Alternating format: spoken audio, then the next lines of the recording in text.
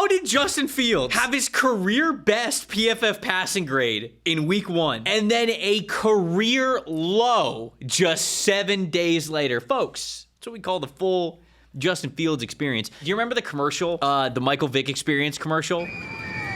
Yes. They strap you in a roller coaster and you go into this dark room and there's this like holograph of Michael Vick and he's like, Here's a few tips. the lights come on and you're the quarterback and it's just like absolute hell and you get bullets are flying. You get hit in the leg and you're flipping over and everything and you Right. basically puke afterwards. That's kind of like the Justin Fields experience, except maybe you get F5 helicoptered before you get to the goal line.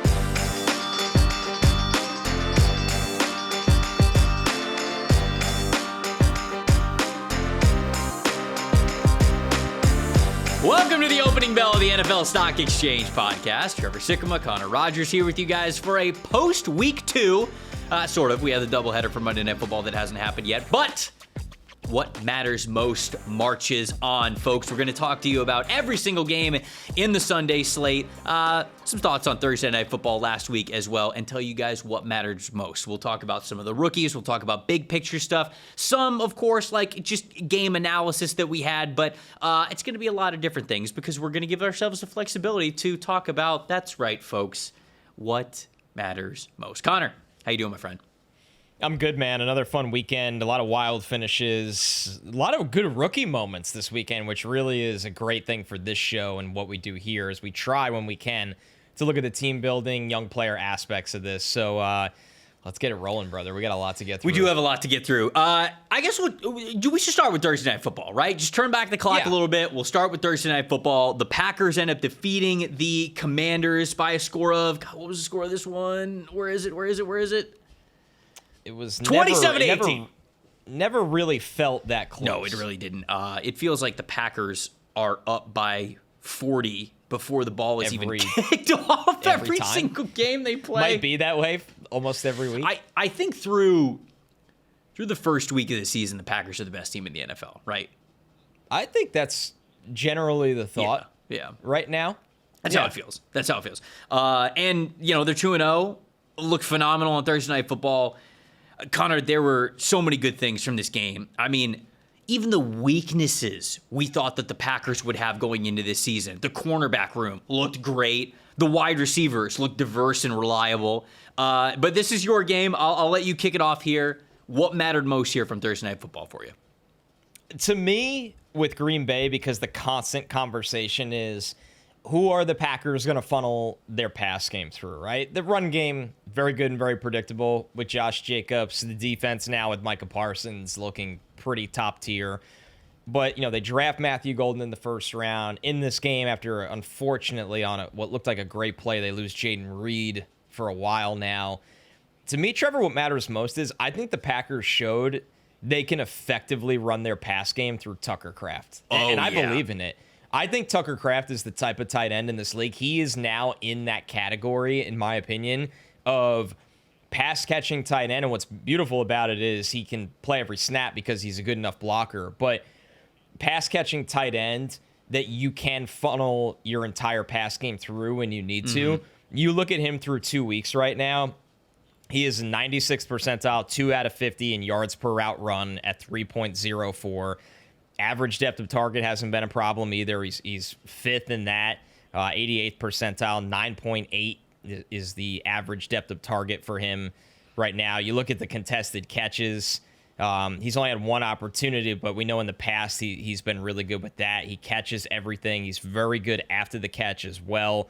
So this is someone to me that is kind of showing you right now that he's ready to be up there with the big boys, like the Trey McBrides of the world, what we've seen Laporta do before.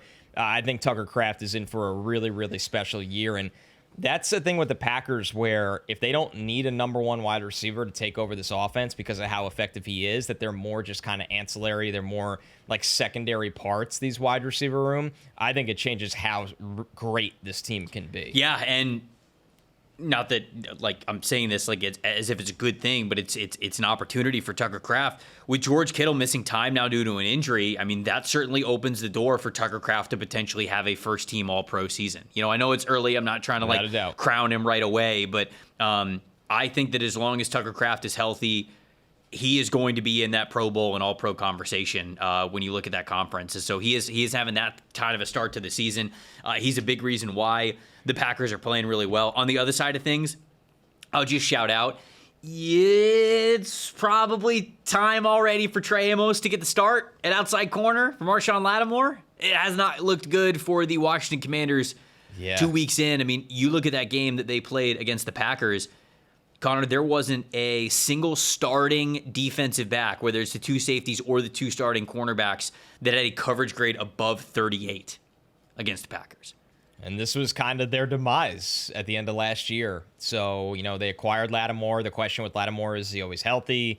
Out of summer, he was saying, and they felt that this is as healthy as he's been in a long time. And corner's a position, man, that when the wheels fall off the bus, they really fall off the bus. And I fear that with Lattimore, you have to start to wonder if he's not just a high variance player anymore, but if this is more of who he is. And not, not that you want to rotate corners. I'm not saying that you should just rotate corners all the time, but it's such a confidence-driven position that sometimes you gotta play the hot hand too. And Amos had the highest coverage grade of anybody on the team. And so if he's feeling himself and if he's playing really confidently, put him out there. Let him start. Right. I think that I just think that he's got to get some consideration there to be able to start. Well, yeah, and Amos played at a high level of college football for multiple years at multiple programs. So it's not like a developmental corner where you go, hey, he needs a lot more time. No, if you drafted Trey Amos, you were thinking no, this guy should be able to help us right away because of how long he was at the college level, specifically in the SEC. Yeah, another rookie on the Packers side of things, Matthew Golden. He was open deep on two of those passes. They just should have been a touchdown on the first one for sure. It could have been two touchdowns, with how well he was getting open deep. And so it just felt like it was all clicking for the Packers. And if they start connecting on those Matthew Golden passes as well, this is going to be an incredibly difficult team to stop. And then if we're looking forward a little bit, Keyshawn Nixon looks pretty damn good through 2 weeks of the season as an outside corner. If there was a weakness that we had on this Green Bay group, and if we were, doing mock drafts for the Green Bay Packers, which, we don't anymore. We're not in the business of doing that anymore because they traded away their 2 first-round picks. They left that business. But I felt like, if they were still in the mock draft conversation for the first round, we'd be talking about corner, at least for the way too early one that we did before the season started. Nixon keeps playing like this, man. We ain't going to talk about that for corner for the Packers. We're just going to sit here and talk about Super Bowl stuff. So I agree. I think that what Tucker Kraft does for the offense and how he unlocks that is indeed what matters most for a team that is really, really good right now. The Philadelphia Eagles and the Kansas City Chiefs, that's where I want to start with my game here. Rematch of the Super Bowl, obviously. You knew that it was going to be closer than what it was when these teams matched up in February. Two things that I had as major takeaways and sort of what matters most from a team building perspective is you looked at this Eagles team and they lost a lot, right? Darius Slay is not there anymore. James Bradbury's not there anymore. CJ Gardner-Johnson's not there anymore. Nakobe Dean is not in the lineup right now. Obviously, things on the defensive line, they've got a lot of defensive linemen who aren't there either. And we saw Jihad Campbell stand out for them in a big way, one of their highest graded defenders in week 1. Andrew Mukuba was one of their best players in week 2. I loved what I saw from Andrew Mukuba. What a steal that they got in that player. And he is so much of what he was at Texas already in the NFL. When that last season that he was in Texas in 2024, he was flying around. The number one thing that you noticed about Andrew Mukuba was the play speed. And what I wondered about him going into the NFL, and the reason why I probably didn't have him higher on my big board ultimately, is just he's small. He's skinny. He is a smaller guy. Yep. And you go, durability is one thing, and I certainly hope that he never has an injury throughout his entire NFL career. But it's something that you think about with guys who are a little bit stronger, who play that fast, who are just throwing their body into offensive ball carriers to try to bring them down, but then just overall tackling efficiency as well. When you have lower weight on you, it is more difficult for you to bring NFL defenders down.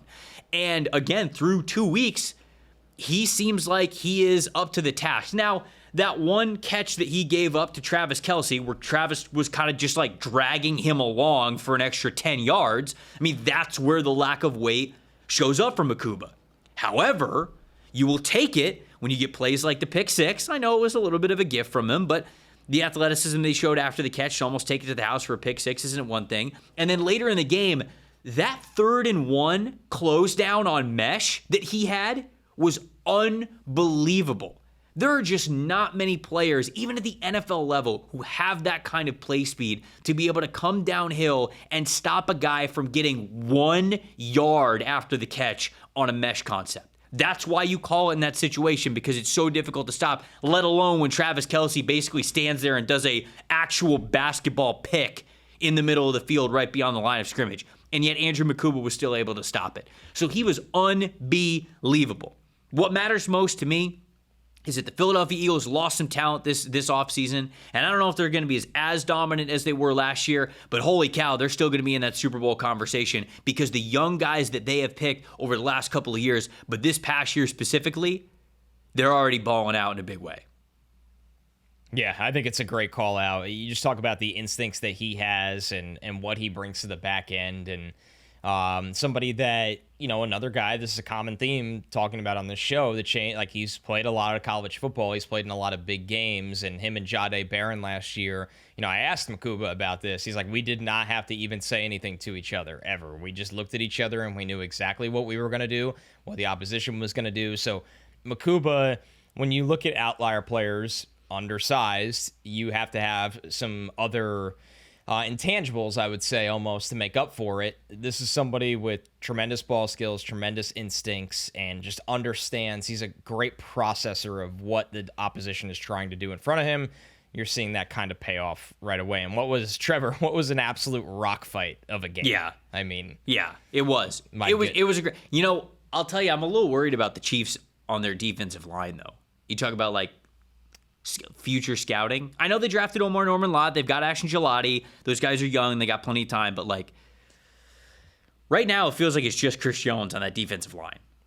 I mean, you could make the argument that that's the case. And they went through some offseason losses in Wharton. And, obviously they have replenished it a little bit with rookies. But rookies always need time. Hey everybody, hope you guys are enjoying the show, and if you are, do us a big favor. Double check to see if you're subscribed to the channel, because I feel like I've read so many comments or replies of people who are saying, oh my gosh, I've watched so many of your videos, I didn't even realize that I wasn't subscribed. It's a free, easy way to support the show, and we would really appreciate it. Whether it's been college football, NFL football, or of course, NFL Draft Talk, you guys have built such an awesome community, and we would love for everybody out there to join by being a subscriber. It's a really cool way to also get involved in the show so we can make the content that you want, so we can be the best NFL draft channel out there. Appreciate all you guys. Let's get back to it. All right, your favorite game of the week? My favorite game of the week, the Jets getting absolutely curb stomped by the Bills. Oh, man. Try doing a post-game show for this one, How folks. did Justin Fields have his career best PFF passing grade in week 1? And then completed 3 passes. And then a career low just 7 days later. Folks, that's what we call the full Justin Fields experience. Do you remember the commercial, the Michael Vick experience commercial? With the roller coaster, where they strapped you in. It was like, welcome to the Michael Vick experience. And they strap you in a roller coaster, and you go into this dark room, and there's this like holograph of Michael Vick. And he's like, he says like, welcome to my life or something. And then the lights come on, and you're the quarterback, and it's just like absolute hell. And you get bullets are flying. You get hit in the leg, and you're flipping over and everything, and you basically puke afterwards. That's kind of like the Justin Fields experience, except maybe you get F5 helicoptered before you get to the goal line. That's kind of what that is. If that's a roller coaster. That is fair. There was 2 plays that totally turned this game. One on the first drive of the game. Fields had Garrett Wilson wide open on what would have been a pretty big gain. He just airmailed it, and it's like, oh, you can't get that one back. That was a turning point offensively because the Jets could have at least gotten some points on the board on the opening drive. And then the second one was the Jets it's 0-0. The Jets have the Bills at 3rd and 19. Michael Clemens, who inexplicably just keeps playing for the Jets. I'll never understand it. Well, who else is going to punch Josh Allen in the nose? Yeah, right. This is before he punched Josh Allen in the nose and broke his nose. He's the enforcer. He's the hockey enforcer. Yeah. Right? Yeah, no, absolutely not. Let's have some respect for our hockey enforcers. Michael Clemens just does all of the dumb stuff and none of the fun stuff. So he gets the roughing the passer call. The Bills get a first down and moved almost into the red zone. They were barely in field goal range on the 3rd and 19. He gets the roughing the passer call. The Jets would have got the ball back after that. You know what? You play players that make dumb mistakes like that year after year after year. That's what you get. So that's hopefully a teaching moment for Aaron Glenn. Those are the two plays that turned the game. Josh Allen, like Trevor said, basically broke his nose in this one. Didn't have to do anything. What matters most for the Bills, I was impressed on the fly with their young defensive tackle depth stepping up in this one when Ed Oliver was out of nowhere. They didn't make game-changing plays, but they were competitive enough. But to me, it's more so that even when Josh Allen isn't like coming out of the gate firing, that their continuity on the offensive line and their run game with James Cook, they can just play multiple ways now. And that's, to me, the most important thing for the Bills if they're trying to make a Super Bowl, is that they can now kind of pivot when they need to. It's like, okay, Josh Allen's going to be like at the Ravens game. Josh Allen needed to be Superman in the fourth quarter. Like that's a lever they can pull. But it's nice when you're playing a team that you are much better than the Jets, that you're like, you know what? Like Josh Allen made not really he had a couple intentional groundings. He didn't come out of the gate firing, and he didn't really need to. And then he had what looked like a broken nose that he was playing through. Trubisky had to come in for a play that they can go run heavy, and it's effective with James Cook in this offensive line. So that's something that's going to take the Bills potentially further than they've gotten. The Jets side of this, what matters most to me, you brought up Fields playing from behind. Everybody knows that. For the purpose of this show, trying to focus on team building and younger aspects, there's something not so great, and this isn't telling of what Arian Smith's career is going to be, but it is ironic to me, Trevor, that the Jets had an early drive that they were going down the field, completely killed on a reverse to Arian Smith that lost them 12 yards, and then another play where he made a nice catch, but he stepped out of bounds, so it didn't count. And at the same time, you have Torrey Horton, who was drafted after him, catch a touchdown, and Elikiah Manor, who was drafted after him, catch a touchdown. And Elikiah Manor had a really good day. We'll get to that later. That, like, Darren Muji, being the NFL GM is not easy, man. The consensus board had Arian Smith miles behind those two guys. Those two guys as day 3 wide receivers. The Jets team, by the way, after Garrett Wilson, has no wide receivers. They have none. So, like, we can get on Justin Fields, who has his own problems, but he also has no help in the pass game besides Garrett Wilson. That looks like a rookie GM colossal whiff. Colossal. And like I said, Arian Smith's career is far from over. It's been 2 weeks. But I think just about 99% of people in the draft industry and scouting industry would take Torrey Horton and Elikiah Manor over Arian Smith 100 out of 100 times. And through 2 weeks, you're already seeing the early repercussions of that. This podcast certainly wouldn't have thought twice about it. Consensus board probably would have by about 125 spots. Yeah, which is not great for the Jets because they're literally just still licking their wounds from the Malachi Corley pick, right? I know it was a different regime, but yeah, but you're hired to fix the mistakes of the previous regime. You got dude, make your layups. Yeah, you got to hit that. Yeah, so I don't know. Definitely, that's a tough one. Speaking of that, Bears and the Lions. I think the Lions were a little pissed after week 1. Oh, boy. That is you showing up to the party with somebody who is just trying to show up your ex. That is what you are trying to do there. Yes. You are pulling out all the stops. You are the funny guy at the party. If you know how to play guitar, you go up to the guy. Say, "Oh, is that a guitar in the corner?" And then you just start playing. You got on a new outfit. And then you just start playing Freebird out of nowhere. That's exactly what the Detroit Lions did. Yep. You got on your finest clothes to the Chicago Bears. Yeah. That was a tough game to watch for the Chicago Bears, and unfortunately, I don't know how much better it's going to. It's going to get better simply because it has to, because this game was terrible for them. But this is now back-to-back weeks where they've been terrible at defending the deep pass. Shout out Judah on the PFF betting show. Connor, I don't know if you caught this, but Judah, who is an insanely sharp bettor, he's awesome to watch and take advice from. In this game, he had a long shot prediction for his same game parlay for this game, and it hit. It was Jared Goff over 300 passing yards, Jameson Williams over 100 receiving yards, and Jared Goff under 33 passes in this game. That was a 1 to 70 odds. and it hit in this game. And the reason why he said that he had a good feeling about that sort of the storyline is because the Bears were terrible last week when it came to the perfect deep coverage that you have to be able to have incompletions and no throws deep. They had a 25.5 coverage grade against passes of 20 or more yards so far this season. They've given up 8 of 10 targets of more than 20 yards, 100 yards, and those 2 touchdowns. This team cannot defend deep when Jalen Johnson is not on the field, and now it looks like Jalen Johnson might be out for the entire season with that groin injury. Yeah, not good. That's not good, man. Tyreek Stevenson's not playing nearly as good enough. They do not have the secondary right now to keep up. I know a lot of people want to be like, oh, Caleb Williams, he's 0-2, he stinks. I actually went back and I watched Caleb Williams. Caleb's playing all right.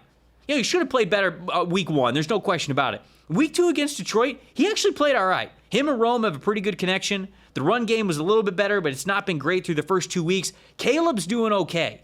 The defense lost them this game. 52 points, that's bad, man. And what really matters most here, which could be a talking point heading into the offseason, depending on how the Bears do if they don't make the playoffs. Shamar Turner, Ozzie Trapillo, Kieran Amagaji. That's 2 second-round picks and a third-round pick. All of them healthy scratches in this game. Luther Burden and Colson Loveland, through 2 weeks of the season, they have 4 catches combined for, I think, 18 total yards between the two of them, and both of them have a receiving grade below 50. You talk about looking around the league and wondering if you got buyer's remorse. What do you pick Colson Loveland above Tyler Warren? Tyler Warren already looks like he could potentially be a sneaky offensive rookie of the year type of a player. Depending on how much they feed that guy in the offense, maybe even sneaks in as a Pro Bowl potentially as a rookie, depending on how the rest of the year goes, but he looks awesome. Now, I'm not saying that Colson Loveland's a bad player. I had Colson Loveland like 4 spots below where I had Tyler Warren. I'm not sitting here and being too hypocritical on that. But you're going to get judged off of it because right now, if Colson Loveland and Luther Burden aren't involved in the passing game at all whatsoever, you have the same offense you had last year. Yeah, right. It's the same exact offense. It's DJ, it's Rome, it's Cole Kmet. So they got to figure out how to get their rookies involved. They got to get them up to speed. It's only 2 weeks. It's not a big deal. But it is something that is worth mentioning, is all I'm saying. Not great. Not great when your rookies that were picked in the top 100 are non-factors for you or not even playing. All right, Cowboys-Giants, one of the thrillers of the day. My goodness. Truly, man. Truly. Truly one of the thrillers, a place that the Giants have not had much success in for a long time. Gave Dallas a real scare with about 25 seconds left. But real quick on the Cowboys, because there's a Giants point that is very important to this show. Trevor, just with Aubrey, it just allows them to play differently than everyone else, it feels like. The only other... What a weapon. There's a couple guys, like we saw Boswell week 1 make from 60. That was good from like 68. But Aubrey, the Giants totally screwed that up by playing conservative there after the tipped pass where they almost got to Dak. There's 19 seconds left. Dak just needed to make 1 completion, and you knew the game was going into overtime. And when you're on the road in overtime and you lose all that momentum, I hear people are like, well, these kickers are so good now, we got to change the rules. I'm like, no. Just because we have a historic kicker does not mean you change. Number one, I don't know what that means, change the rules. Dallas has a competitive advantage because they found an amazing kicker that decided to go from being a soccer player to like, you know what, I'm just going to kick now. Yeah. I think it's awesome. Also, what are we going to change? What are we going to like narrow the field goal? Narrow the goalposts? Why would we put them do in that? the stand? Have fans in the stands hold up the goalposts? So we want people to get more pissed at kickers? That's what we want? That's your solution? Yeah. Yes. No, it's just nonsense. No, absolutely not. It's good for him. On the Giants side, though, which I think is the real takeaway here, as much as this is a big win for the Cowboys, Russ having a game like this and holding off Dart is a really good thing for Dart, in my opinion. Sure. We were one more, and I didn't expect Russ to go for over 450. This was ridiculous, this game. I know Dallas has been banged up at corner, and Russ just said, screw it, I'm just going to start chucking the ball. And Malik Neighbors is down there. Wan'Dale Robinson is somehow down there. Screw it. Wan'Dale's down there somewhere. Wild choice. But hey. And he was. You watch this offensive line, man. Not just the game, but you go back and watch the tape of where it is right now, and not just the viral drive that was totally nuts with James Hudson. But you watch this offensive line right now, and they just aren't. They shouldn't be in charge of protecting a rookie quarterback. And they, as much as Scadaboo had the one big run that he almost scored on out of a full house formation, his other carries, I think the other 10, they have no consistent run game. And I think this is just an awful spot to put a young quarterback in right now where, this is a situation where John Michael Schmitz gave up a couple of pressures. Greg Van Roten gave up 3 pressures.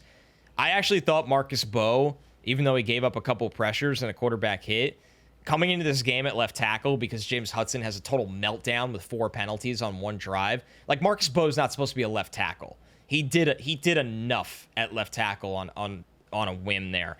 But I think this is a good deep breath for everybody because I just think throwing Jackson Dart in to try to save Brian Daboll's job is the worst thing for the development of Jackson Dart right now. So I know Giants fans are super bummed that not only did they lose a heartbreaker in Dallas, but I think there is a real positive that is a long-term outlook from this game. I also think the Jackson Dart package plays kind of suck, and they should stop doing them.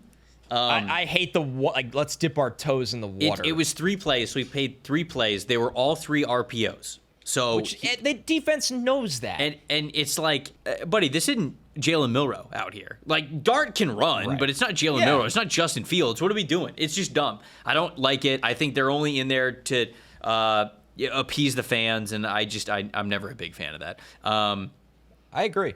Appease the fans is a good way to put it. It just feels like, hey, let's dip our toes in. It'll be his time at some point, but let's wait until then. What? Let me bring this up while we have the chance. Mm-hmm. Do you think the Giants should try to get something right now for Jameis with all these quarterback injuries? Or do you think Jameis holds value as a backup on a cheap contract? No, they should absolutely try to trade Jameis. I agree. 100%. I mean, some teams might look at Jameis and be like, hey, maybe he could save our season right now. Think of the injuries you have in this league. Like, the Niners are fine. They prepared for this. Mac Jones was fine. That's not a team. But the Bengals, obviously, depending on what they think of Browning. Well, I mean, Jamar Chase would break the single-season receiving record if Jameis is quarterback. We all, as theater, we all want Jameis on the Bengals. Yeah. Genuinely. Somehow both Jamar Chase and T. Higgins would break the single-season receiving record if Jameis was on the Bengals right now. I mean, Mitchell Tinsley. 0 offensive line. Might do it. Yeah, it's true. Yeah, that'd be a fun landing spot. I don't really know where else he goes.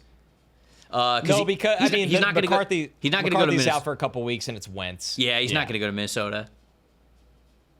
Jaden might be hurt, but they have Mariota. Right, and it sounds like a 1 week kind of injury. Yeah. Trade him to Cincinnati. Let's have some fun. Trade him to Cincinnati. I agree. The Browns and Ravens. I don't really have a takeaway of what matters most for the Ravens. They've really failed to run the football in this game, but bizarre. Which I mean, I'll give the Cleveland Browns their respect. I think this can be a really good defense. In fact, I looked this up. There was not a single defensive player in this game for the Cleveland Browns that had a run defense grade below 68. Most of them were in the 70s. Some of them were in the 80s. This is a really, really, really good run defense team. They're good on the defensive line. They're pretty good at the second level. And even their secondary players will tackle. So this is a good defense that if you are not prepared, like if you just go, it's the Browns, whatever, they'll punch you in the mouth. They should have beat the Bengals in week 1. And they actually had this game pretty close with the Ravens for longer than a lot of people thought that it was going to be because of how they played up front. So I think it's more of a one-off with the Ravens. I think that they were taking the Browns a little lightly, if I'm being honest with you. But for the Browns, I think my big takeaway is Joe Flacco can't throw the ball 45 times a game. And through 2 weeks, he has thrown the ball 45 times and 45 times. His 90 passing attempts is second only to Bryce Young, who basically passed the ball for the entire second half because they were down double digits the whole time. Outside of Bryce Young doing that, Joe Flacco would lead the NFL in passing attempts right now, and that just cannot be as a 40-year-old. The Cleveland Browns have to figure out something in the run game. Quinshon Judkins had one run that looked really, really good in his first game. Dylan Sampson looked good as a receiver last week. They've got to figure out what the correct 1-2 punch is with those guys moving forward. That has to be what they lean on moving forward because that's going to be the actual fruits that they have from this season that'll go into next season, in my opinion. So that's what matters most to me. You can't pass the ball that much. You got to figure out the run game, and you've got to figure out what the right duo is, or what the right combination is for that duo in the backfield. Yeah, I think it's a matter of time when Judkins gets his legs under him that he's the guy. To your point about the run defense, not only you could see how much depth they have, that's why they were able to trade a player of Jawan Briggs' caliber to the Jets for a day 3 pick. They just had so many bodies. And good to see Mason Graham have 2 TFLs in this game. It's, it's like you want to see him make some impact plays. I know the pass rush hasn't been there yet, but defending the run, it was good to see 2 TFLs from Mason Graham for that tough Browns front. Jags Bengals. So my minor Jags point is Bashaw Tutin adds a really different element to this offense out of the backfield. Yep. They trade Tank Bigsby. I love that they got Tutin going in the pass game a little bit. It kind of feels like they can use him how the Steelers use Jaylen Warren, and his ability to make people miss and create explosives after the catch. I'm glad Jacksonville is leaning into getting him on the field. My question for you, Trevor, and this is classic overreaction from week 2. Do you think this usage of Travis Hunter is possibly gonna hurt him, where it's like, it feels like, hey, we traded all this capital because we can differentiate how we utilize him on it. Like, we need him to play more defense this week. We need him to be a big part of the offensive game plan. Or do you think for any rookie, and I know Hunter's special, I know he won the Heisman, I know he was spectacular on both sides of the ball last year, I get it. Mm-hmm. But do you think there comes a point where it's like, okay, this is actually a bad thing? And I'm not just saying that because he had the interference call at the end of the game. And he was really not effective on offense. I just wonder if the ping-ponging back and forth, where it's like week 1 he plays a lot of offense, week 2 he played more defense. I wonder what the tipping point is there of it just not being effective. Yeah, I mean, to answer your question, yeah, I think that there could come a point to where you've got to make a decision. But like I said pre-draft the whole time, I'd play him until I figured it out and had a definitive answer. I really would. Right. Like he's going to struggle as a rookie no matter what. Like whether he's a receiver especially or he's a corner. Right. So you can't just be like, oh, well, he's not an all-pro at either, so let's take one side of the ball away from him. I don't believe that's how you should operate. I think it's fair. I think you should give him basically the whole rookie season, unless he's catastrophically terrible at one side of the ball. I think you give him the whole rookie season. You go, yeah, play both sides. Let's right. meet about it after the season. How is your conditioning? How is your stamina by the end of the year? Did you feel like you weren't picking up either spot? Did you feel like you can get mastery of it? And if he says, no, I was good the whole time and next year's going to be even better, I go, okay. That's why you trade up to draft him. That's why you trade the draft capital that you do to go up to number 2 to draft a player like this, because he can have both sides of the field tied. That's right. Honestly. Yeah. No, I think that's right. It justifies the trade if you're just going to utilize him that way. My Bengals point, Jake Browning comes in. Yes, he threw the 3 interceptions. The one before the half was on a 3rd and 11. He did throw 2 in the second half. It's tough for any quarterback to just be thrown into the fire like this. And Browning's been there long enough that they trust him to run their system, and they pass the ball a ton. You just wonder if he can keep them afloat for at Vikings, at Broncos, versus Lions, at Packers. Like that's their next 4. That's their next 4. As an organization, you need to ask yourself, one, is there even an upgrade available for us? They like Browning as their backup, but right. You never want to just punt on a season. I'm not saying the Bengals are punting on a season, but and you got to give Browning a curve because he was just thrown into the fire in this game. But I don't think the Jags defense is the level where I'm like, oh, he threw 3 picks. Like, is it going to get better against Brian Flores at Denver? He rarely does. Against the Lions, who are just furious at the world after week 1, and then at Green Bay, where I don't know who on this line could block Micah Parsons on a single play. I think that's the biggest takeaway for me, is that we're in year 6 of Joe Burrow, and they still can't block. Like they can't block, just can't block. He also holds the ball. So it's a match made in hell. Like, there are a couple of times where I'm like, Joe's really holding the ball here and trying to make something happen, which great quarterbacks do that. Mm-hmm. But yeah, I'm like, as a organization, I hate to utter these words, but are we heading down an Andrew Luck path here? That's like, that's what Dalton said on the PFF show. How many? I mean, this is every year. There are some, and these are weird injuries. The wrist, this turf toe injury for a quarterback, like turf toe surgery, is not common at quarterback. Mm-hmm. It's just, it stinks for the game, man. It really does. You hope it's not another Andrew Luck situation. You really do. But they've got to be better at protecting Joe Burrow. There's no question about it moving forward. Yeah, but what's the concrete solution here? Drafting Spencer Fano with your first, it could be bad enough with your first round pick, using your second and third round pick to trade back up into the back end of the first round and draft Jennings Dunker. So then Connor Lew out there somewhere. What'd you say? Connor Lew is out there somewhere. So yeah. Connor Lew. No, yeah. Well, okay. Well, how would we do this? So you would The thing need. is, they're 2-0 right now. I'm saying they're going to be so bad they're going to get all these guys. They are 2-0. You draft Spencer Fano in the first round. You draft. You trade back up at the back end of the first round. You trade a second round pick, and then you trade next year's. Like a Falcons trade, you go back into round the Falcons had to get guys this year. They felt. I don't know how we're going to do it, but on the next mock draft, I'm going to get the Bengals, Spencer Fano, Jennings Dunker, and Connor Lew. I'm going to do it. Dude, I really think you're right. And pay they don't do this, but pay Elijah Vera Tucker all the money in the world when he's a free agent. Ooh, yeah, they're not going to do that. He hasn't been healthy, but they're not going to do that. They're not going to do that. They're not going to do that. But all right, it's a fun Madden proposition. Yeah. Patriots Dolphins. What matters most here is that Drake May rules. This is a great Drake May game. It really was. For the Patriots, their offensive efficiency, five of their 7 non-end of half drives ended in points. The first 3 drives they had over 10 plays in each of them and garnered 17 points. Touchdown, field goal. May looked fantastic out of the gate.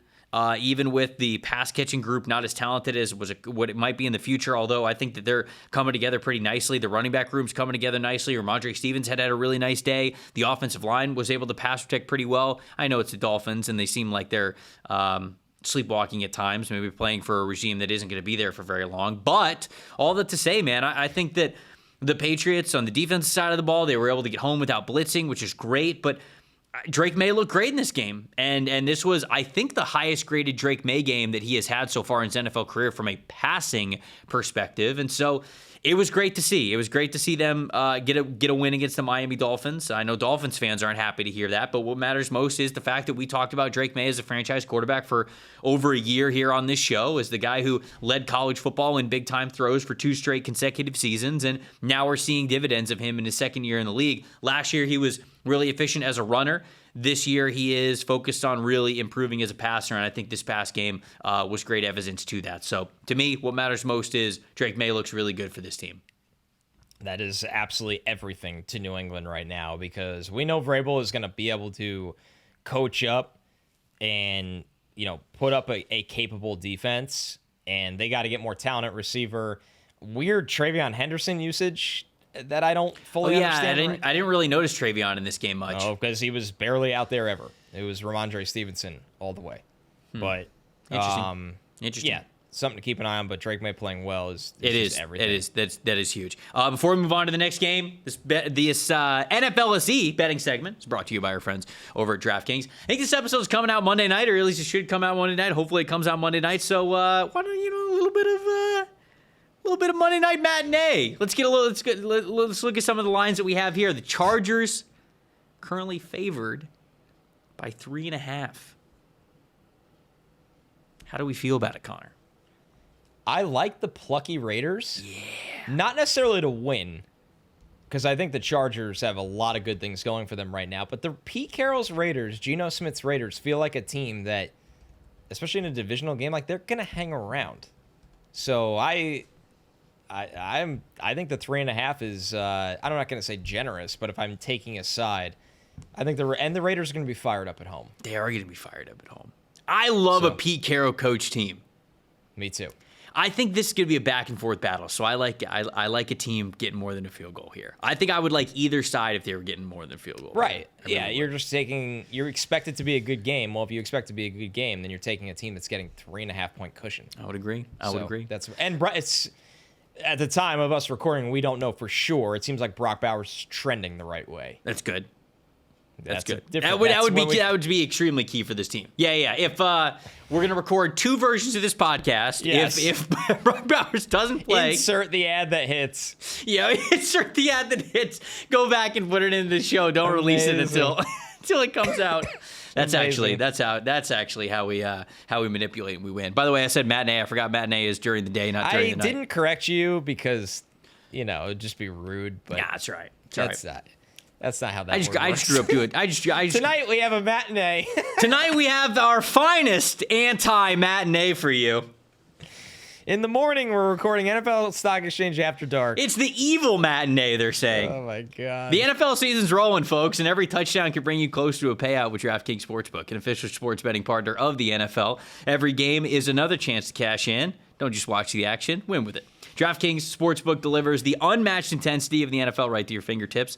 And from the first touchdown scored, anytime TD props, or the thrill of live in-game betting, every snap is loaded with opportunity. New customers, this one's for you. All right, bet just $5 and get $200 in bonus bets instantly. Plus, score over $200 off NFL Sunday Ticket from YouTube and YouTube TV. Your season's starting to heat up. Download the DraftKings Sportsbook app. Use promo code PFF. That's promo code PFF to get $200 in bonus bets instantly when you place your first $5 bet. Plus, over $200 off NFL Sunday Ticket from YouTube and YouTube TV in partnership with DraftKings. The crown is yours. If you've got a gambling problem, call 1-800-GAMBLER. In New York, call 877-8-HOPE-NY or just text HOPE-NY 467-369. In Connecticut, help is available for problems with gambling. Call 888-789-7777 or visit ccpg.org. Please play responsibly on behalf of Boot Hill Casino and Resort in Kansas. 21 plus age and eligibility varies by jurisdiction. Fees may apply in Illinois. Void in Ontario. Bonus bets expire 7 days after issuance. See sportsbook.draftkings.com/promos. NFL Sunday Ticket for new subscribers only and auto renews until canceled. Digital games and commercial use excluded. Restrictions apply. Additional NFL Sunday Ticket terms at youtube.com/go/NFL Sunday Ticket/terms. Limited time offer. All right, what's your next game? Next game Which is matinee Colts are we hitting here? We're hitting the matinee that was Colts Broncos. Actually, was technically a matinee. Technically a matinee. Kind of. I mean... Hey, kicked off at 3:25 local time. That's not really a matinee. Come on, it's in the daylight. What do you mean? Yeah, but it goes into sundown. That's the problem. You're like, if you went to the movies at 3:25, you think you're getting a discount? Yeah, but what if they run the No, ball? you're not. What if They're not giving you they the run the matinee ball a lot? Then Boy, you're getting out and the sun's still out. Boy, did the Colts run the absolute heck out of the football in this one. But despite Jonathan Taylor just going nuclear and being a workhorse in this one, you got to give it to Daniel Jones at this point, man. He made... Unfortunately, you've got to give it to him. regretfully... No, he made two throws in this game that were big-time throws in our system. Yeah.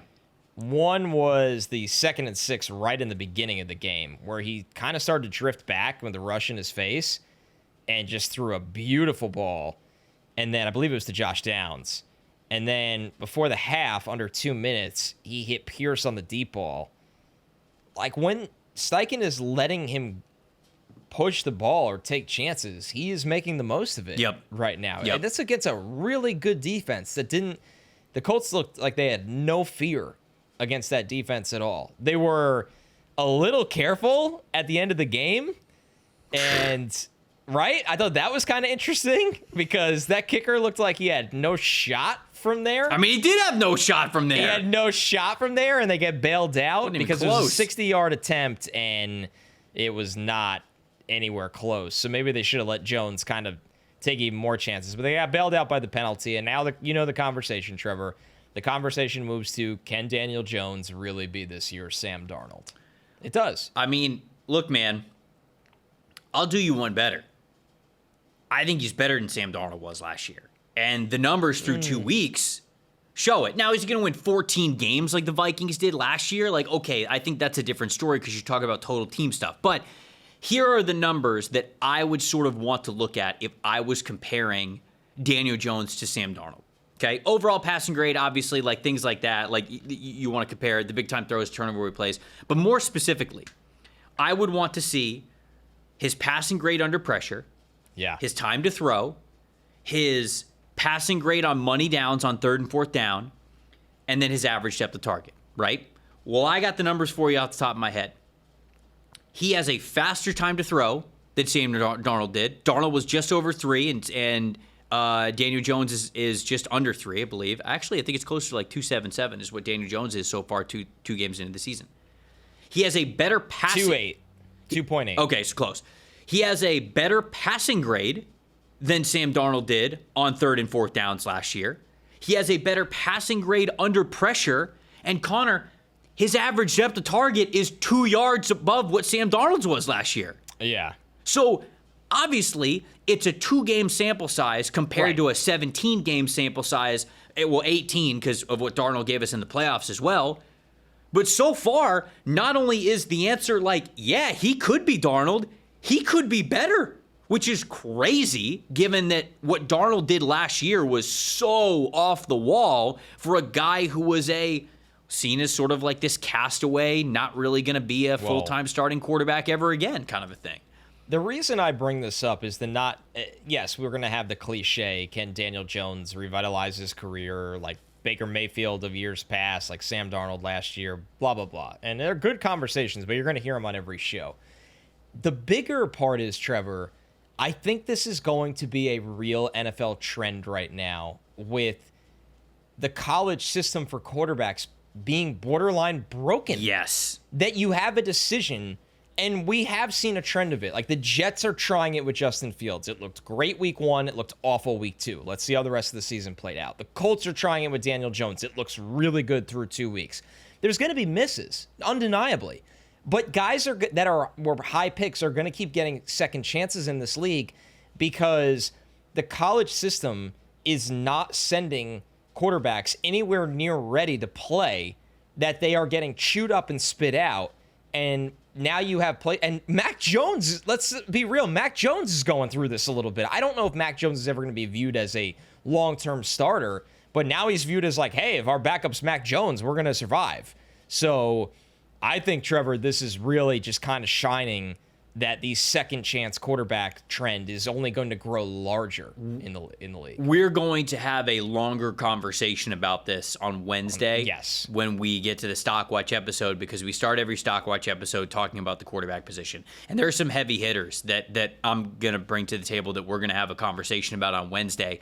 And just as a sneak peek, because I don't want to fully get into it because it would take too much time for this episode, but quarterback development in college is bad, man. It's really bad. Awful. We have universities that are hiring coaching staffs that their only goal is to get kids in the building, and then they have no idea what to do with them after that. Now, I'm not saying that I'm a quarterback coach or I'm a head coach or an offensive coordinator. I've never done it hands-on, but I can tell you I'm watching a lot of kids in college either not get better or regress.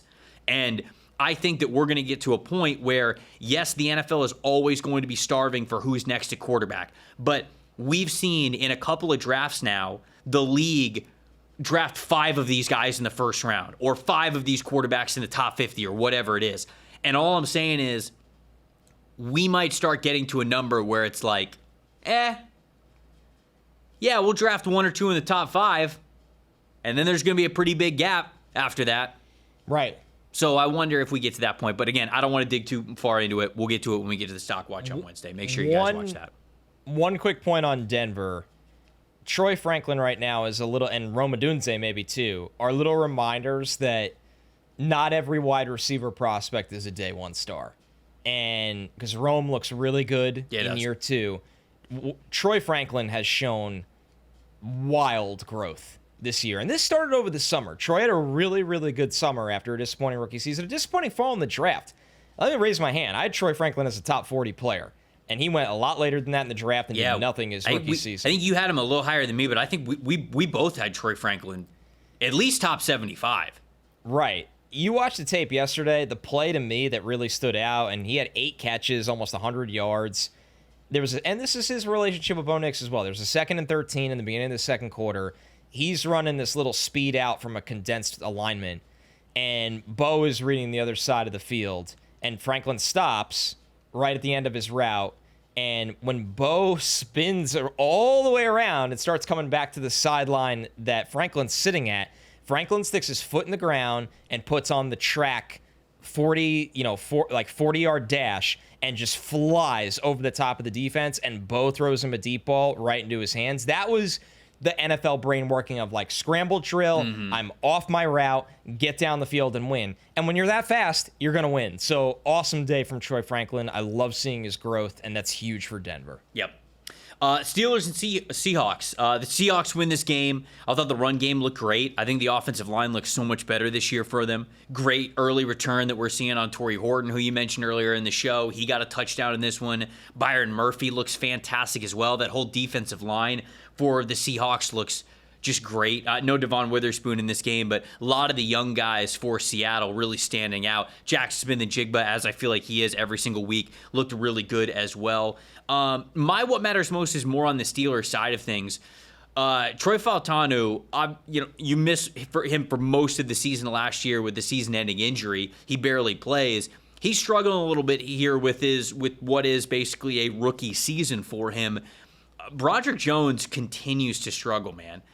This offensive line for the Steelers is a lot of young guys, and I think they got a great one in Zach Frazier. But like outside of Zach Frazier, I don't know the long term. I don't know how we're going to feel about this Steelers offensive line going into next offseason. And Jones just, the thing that's so frustrating about Broderick Jones is he has all the ability. Yes, he does. Like he's so athletic. He's got great balance. He has good recovery movements. He's got good power. He can anchor. But his technique is all over the place. Yeah. He's not dropping his hips and his butt to anchor as quickly as he should. There are so many reps that I went back and I watched a bunch of his reps from this past week. I mean, he's pass protecting and his hands are like down at his side.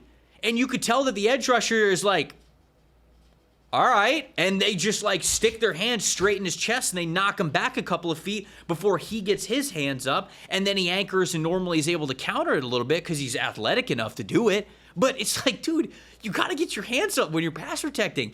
It's so inconsistent, it feels like. His technique is all over the place. And this is year 3 of him, right, in the NFL.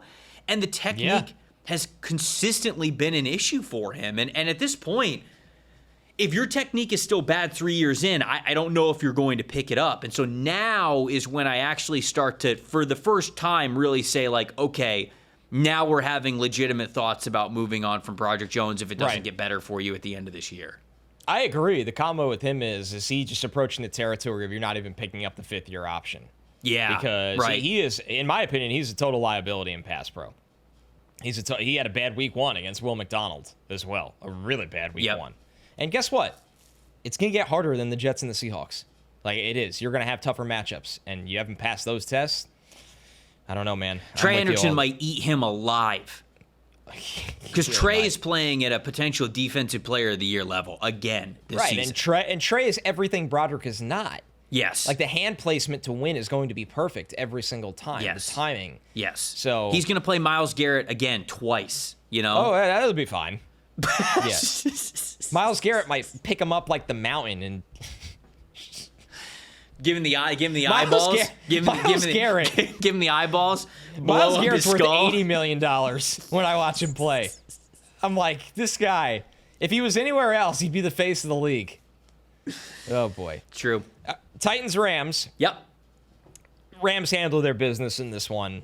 I think everybody that listens to this show knows how highly we think of the Rams. Mm-hmm. Obviously more of a veteran team, though, so they're not always a main character of this show. The Titans, for me, Trevor, this goes back to something I said earlier, but like Elkayo Manor is Cam Ward's number 1 wide receiver. Tell him. Watch the tape and look at the comfort level with Cam. Yeah. So what the highlights of Cam you get is him running around for 25 seconds and then throwing the ball across the field, which was sick. And we've seen Cam Ward do that in college a million times.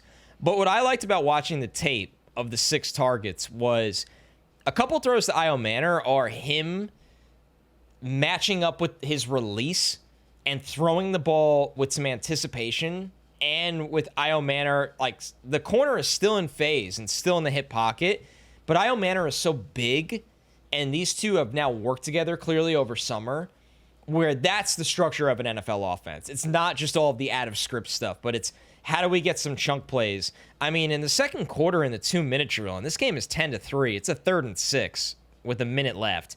Cam throws a beautiful ball down the sideline, and like it's caught with basically one hand and secured. And he had a back shoulder ball on a 3rd and 7.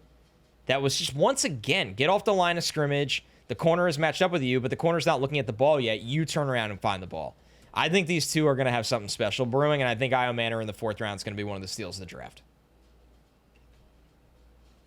Hell yeah, brother. It's not always that hard. What are these teams? Tell me. What are two idiots on the internet help seeing? Me. Help me to help you. Help me to help you. These are billion-dollar organizations with multi-million-dollar scouting and health departments. It was the injury thing. I went on this rant he last week. Looks really hurt. I went on this rant last week. Yeah, I know. With Will Johnson. I get it. You don't want to draft a guy who has any sort of hint of availability issues because you just don't want that liability. It's hard and then everybody's hurt by week 2 anyway. It's hard enough to nail the analysis of a player without having to think about the games that they're going to miss. I get it. What was Alec Maynard's injury? He tore his ACL earlier in his career, and then, he had some drops his senior year, but we got to know at this point, he didn't have, it's not like he had these drops his whole career. He had a bad year with drops. It happens. In a bad offense. It happens. Yeah. That was one where Alec Maynard should have never been a 4th-round pick. And the second they used a 4th-round pick, we did an instant analysis of the grades and everything or whatever, and I've said the whole time, I can absolutely see a world where this guy is the wide receiver 2 in Tennessee. Now, I didn't say wide receiver 1 because they have Calvin Ridley, and Ridley still has, more targets and more catches 2 weeks in. But guess who has more first downs? Alec Maynard does. How many receivers do you think were taken over him in this draft? All right, now you're trying to get me mad. Arian Smith. Definitely Arian Smith. Was he wide receiver... I'm going to say he was wide receiver 9. He was the 20th wide receiver. No way. Yes, he was. You want me to do the thing? Dude, he was quick? He was wide receiver 5 or 6 for me. Yeah, he was the 20th receiver taken in the draft. Yeah. List them all off so I can get more angry. Travis Hunter. I'm about to hit chest after this, so I need this. There actually. You go. Let's go. I forgot my headphones. This is pre-workout. Yeah.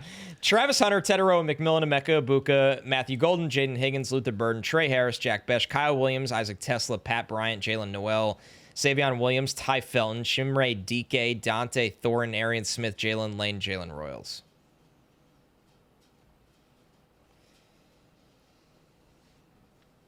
Yep. Very happy for the Titans. Very happy Titans fans. Good for the Titans. Very happy for the Titans. Something young and fun to watch, even though I know it's been tough times. Crazy to me. Just draft good football players. Mm-hmm. That's what the first shirt's going to be.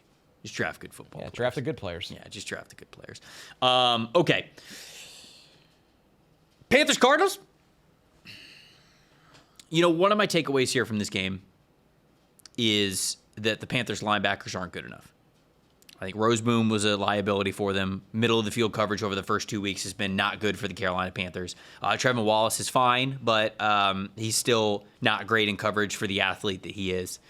They played a lot of cover 3 buzz, I noticed in this game, having a safety come down, and yet it wasn't Lathan Ransom that was on the field. They absolutely need to play Lathan Ransom more. He is one of their best players, regardless of the fact that he is a rookie, and he needs to be on the field more. But they're playing a lot of cover 3 buzz because they're trying to get one of these safeties to really be able to help out the linebackers over the middle of the field. And shout out to Kyler Murray and Drew Petzing because they realized that they could bait the Panthers into doing this by hitting a couple of good shots over the middle, and then they would run these either like Yankee or Mills concepts where it's a high-low that you have to read, and one of the safeties is going down on the dig route or whatever the crosser route is over the middle, and then they're just throwing it over the top in the area that he used to occupy that now there is nobody there. So I thought it was a really great job identifying where the weakness was with the Panthers, how they were going to try to help themselves out to mitigate it, and really being able to attack that. I think that is a takeaway, and linebacker could be an option that the Panthers are going to go after when it comes to the draft and just talking about team building. Ultimately, though, Connor, the team is not nearly as talented on offense as we thought they were going to be. And they're just not. The offensive line, even before Robert Hunt and Austin Corbett went down, were not playing well. This was a top 10 offensive line last season. They did not start out of the gate through the first 2 weeks as one of the top 10 offensive lines in the NFL. They either sort of all played a little bit of what was last year, but I thought it was a little bit of a step back from them, and they just did not have an impact. Xavier Legette, not only is he not effective for them deep downfield as a vertical threat, it feels like they're confused as to how they're even getting him the ball. Dude, I watched a play for him where it was one of the catches that he got where I have no idea how this play got called. The Panthers the Panthers have the ball at the left hash mark, okay? To the left of Bryce Young, so to the short side of the field. They have Xavier Legette and I think it's Tetairoa McMillan in a stacked alignment. They hike the ball. Josh Sweat is in like a wide alignment. So the second that Bryce gets it, he almost has to like sidearm it and throw it a little bit behind just so he avoids Josh Sweat getting his hand on the ball to potentially pick it off Andrew Van Ginkel style. And then the second that Xavier Legette gets it, he's already on the short side of the field. So the Cardinals are rallying to the ball immediately quickly. And it's not like they had numbers to that side of the field. So now I don't even love the plays that they're dialing up for Xavier Legette. And I think they're kind of confused and frustrated at how to get him the ball. We talked about this last week with him, but it's so much more beyond that. I just don't think this offense is that talented. And does Bryce Young have his issues? Yes. I did not come away from this game thinking, oh my God, you've got to bench Bryce Young now. That was not my takeaway from this game. Now, the fumble that he had, yeah, he's small. He has smaller hands. He doesn't have as much strength on his body. If somebody gets a clean punch out on the ball, there's a good chance that it's going to come out. That's just part of having a smaller quarterback. So yes, he fumbled out there. The interception, he's getting hit, and the ball loops up in the air, and they pick him off. But second half, I know Panthers fans are going to be like, oh, it was garbage time. The Cardinals didn't really care. There's a little bit of that. But it wasn't like they were playing completely soft. Bryce was kind of dealing in that second half. And he had some really nice throws. And even under the pressure, Bryce has had some really nice throws. So to me, when I look at Carolina, I don't know how many games they're going to win this year. Because I already think that their defense is young and they weren't going to be great anyways. But you would hope that the offense was going to take a next step. Yes. I don't think it is. I just don't. No, there's no reason to. I just don't think that they have the talent. And so instead, I'm wondering if the Carolina Panthers are going to earn a top 5 overall pick again. And if they are, is Dave Canales even the one making the pick anymore? I don't know. I don't think so. I don't know. Probably not. Their ownership. So it's part of sort of like what we're going to have to. It's how I'm viewing the Carolina Panthers at this point. Is I don't even think it's like, okay, well, if they get this right, if they do this a little bit different, they'll be good to go. 2 weeks in, I don't know if they have the talent. Doesn't feel like it. I think that they still look like they are at least a year away on the defensive and offensive side of the ball. Yeah, it's just like every year, how many times can you always be a year away everywhere? Right. And that's why I wonder if they make changes this offseason. Right. At some point, it's like, you know what? We just can't keep spinning our tires here. Right. Panthers fans, I get it, man. I do pre and post game for a team where it feels like this is the combo all the time. You know, the Jets have had some good defenses at times over the years, but the offense, never. So, yeah, it stinks. Yeah, we got 2 games left before we get to that. Talking to all the parents out there. Parenting, filled with high-pressure decisions, can be difficult to tell if we've made the right choice for our kids' future, but here's a simple way to make sure that you could have a meaningful impact on their future. It's opening up a UGMA account with Fabric to start their investing journey and give them a financial head start. Fabric by Gerber Life. It was designed by parents for parents to make it easy to plan for and manage your family's financial path. With the Kids Investment Account for Fabric, you guys can start investing in your child's future today. While your kids can't invest while they're minors, this UGMA Kids Investment Account allows you to invest on their behalf and gives their investments so much more time to grow. Whole thing is online. Setting up an account could take you as little as just 5 minutes. There's no contribution limits to it. It's got tax advantages, SIPC insured up to $500,000. Plus, there's no commission fees to it, just a low, flat monthly maintenance fee. Join the thousands of parents who trust Fabric to help protect their family. Start investing in your child's future today at meetfabric.com/stock exchange. That is meetfabric.com/stock exchange. MEET fabric.com/stock exchange. Portfolios are managed by Fort Washington Investment Advisors Incorporated. Additional services provided by Apex Excluding Corporation. All investing is subject to risk. Learn more at meetfabric.com. All right, Connor. Last game from you. What do you got? Last game from me was Sunday Night Football because I am a company man. Falcons, Vikings. Appreciate it. Thank you. Man, let's just be real here. Great showing from the Falcons rookie class on defense. Boy, was it ever. Yeah. The Falcons decided, okay, we are basically going to remake our defense in one draft, and we are going to spend a lot of draft capital to do it, to go back in and get James Pierce. But you know what? When you win games like this, you feel damn good about it. Xavier Watts had a pick. Yep. Billy Bowman had an incredible pick along the sideline. Those guys, you drafted them for their ball skills. For them to each come away with a takeaway in a game where there wasn't being touchdowns scored is massive. Jalen Walker had the sack that was basically an instant win, and James Pierce Jr. had 4 total pressures. One was a half sack, the other were 3 hurries. He had one play, Trevor, on a pressure that McCarthy was going to take off for the first down, and Pierce stopped him from running. Great impact from these guys, man. Mm-hmm. This is good scouting and a good plan for these players in a game where, once again, Brian Flores had the Vikings defense containing Michael Penix in the offense. Bijan Robinson had a couple hero plays, but I was really impressed with this rookie class and how these players played together in Jeff Ulbricht's scheme. I think the big, and he's hurt now, so maybe this conversation lost some luster before I had written it down. J.J. McCarthy's been bad for 7 of 8 quarters. They have, if you take out the fourth quarter against the Bears. And the Bears looked great against the Lions this week. They have, by a mile, the lowest EPA per play of any team in the NFL. By a mile. So this is a team that was built to win this year, and it's damn good. This roster's good. They need Christian Darrisaw back, clearly in the worst way. And losing Ryan Kelly, a veteran center, with your rookie quarterback, hurts. There's no doubt. There's no doubt. But, man, McCarthy's development and this roster and coaching staff are on wildly different timelines. Just not even in the same stratosphere of timelines. Mm-hmm.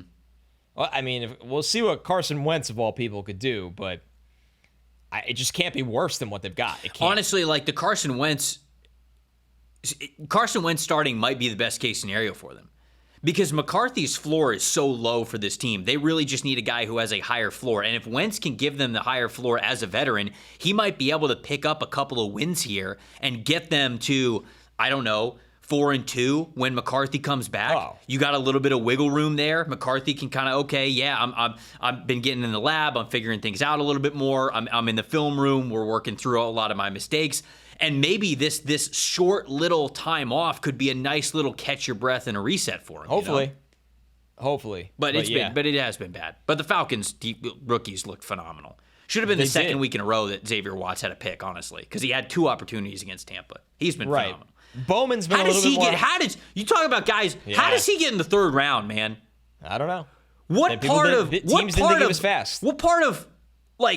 double-digit interceptions in 2 years and the Bronco Nagurski winner did you not like? I don't know. Teams didn't think he was fast enough. Bowman, the interception was sick. He is a little bit more high variance. Sure. Jalen Naylor should still be running on that slot fade that McCarthy missed, but I at least Bowman for his flaws. He gives you the big plays. But Pierce and Walker, really good signs from them. The Saints and the 49ers, I don't have too many high-level takeaways for this one other than... Sorry I gave you this game. No. It's on me. Look, it's a good team versus a bad team. It's a team that's ready to win right now versus a team that's not. Even with Mac Jones in there, Kyle Shanahan's offense is the closest thing to quarterback-proof I feel like can exist in the game of football right now. Mac Jones and his skill set, very comfortable, obviously, in what Kyle Shanahan wants to do. And they're getting a little bit healthier. Some of their heavy hitters are back out there. So you feel good about that. The defense played better for the 49ers. The Saints are more competitive than I thought they were going to be this year. They are showing up some fight. I think a big issue for them in this game was in the 4th quarter, they had a 37 pass blocking grade as an offensive line. They allowed 7 total pressures and a 41.2% pressure percentage. I think Spencer Rattler has actually played decent through 2 games, especially in this one. I thought that Spencer Rattler was decent. But when you are behind on the scoreboard, when you know you have to throw, your offensive line's got to be able to play better than what they have in the fourth quarter, specifically in this past game. So it might be something we might have some big changes along this offensive line, especially on the interior, depending on what the situation. I can't remember off the top of my head what the contract situation is with Cesar Ruiz or Trevor Penning moving forward. I know they like Eric McCoy. Obviously, they have Talize Fuanga and Kelvin Banks when those guys are healthy, but they've got to play better as a unit, or I could definitely see some starting roles open up for the Saints on their offensive line next season. And to be honest with you, I don't think the offensive line is ready yet for Tyler Shuck to go out there. I really don't. No. It's a little bit of the same conversation that you had with Jackson Dart, except I think it's a little, it's not as headline-ish, it's not as high profile. But it's sort of that same conversation I don't think Tyler Shuck's ready for prime time behind the way this offensive line's currently playing right now. Give him a little bit of time. Let Spencer Rattler be out there. He gets NFL speed at this point in time. So, that was my big takeaway for them is just long-term. Could have some more offensive lines issues that we're looking at with the Saints. Probably not in round one again like they have been in back-to-back drafts, right. But just something to think about for the Saints as they're hopefully hitting hard reset totally on this team. And you're seeing high pressure rates across the league right now. Like you're seeing the offensive line play across the league is pretty consistently behind where the defenses are at right now. So I think that wraps it. I think we got through every game. There we go. We did get through every game. Appreciate everybody watching and listening to the show. If you haven't subscribed to the channel yet, we would love for you to do so. We would love for you to be a part of the community, a part of the addicts. Always very fun to get some new members and some people who say like, hey, I picked this up during summer scouting or what matters most or the Fix Your Franchise or whatever it is. We love you guys. It's a free way to be able to support the show, so we always appreciate anybody who subscribes to the show. Best way to get into the conversation of anything that we talked about here, and we would love to hear from you guys. You guys know your team. Right. Inside and out. Most of you. Inside and out. We would love to hear from you more.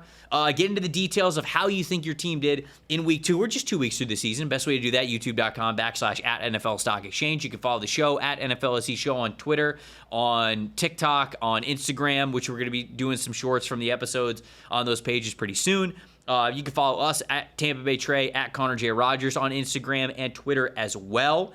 Wednesday, we have a Stock Watch episode for you. I already teased the quarterback conversation that we're going to get into, but boy, I've got some fun players that we have for the stock up, stock down, stock market portion of the show. We're going to bring a new name to the table that we haven't heard yet who could be a big player in the upcoming 2026 NFL Draft, and we're actually getting pretty close here to that first update of the PFF Big Board and my Big Board that we'll see over on the Mock Draft Simulator. So we will get to that and some hints of what could be some up and down movement there on Wednesday as well. Connor, anything else before we get out of here?